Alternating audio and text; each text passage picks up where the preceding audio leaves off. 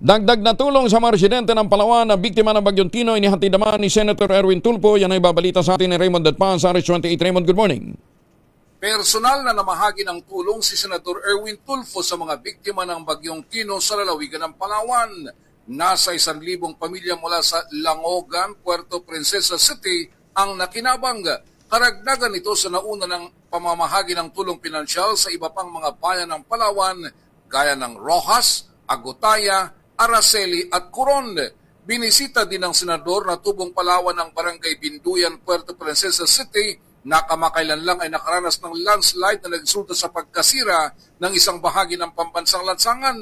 Nagtungo din si Senador Erwin Tulfo sa Western Command o Westcom sa Palawan na pinamumunuan ni Vice Admiral Alfonso Torres Jr. upang ipaalam sa kanilang isinusulong niya sa Senado na karagdagang pondo para sa pagpapaunlad ng infrastruktura at maintenance ng military hospital doon.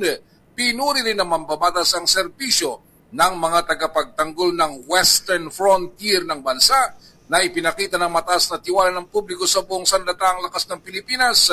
Nakiisa rin ito sa pagtitipon ng kanyang mga kapwa alumni sa Semenaryo de San Jose na aktibo rin sa serbisyo publiko.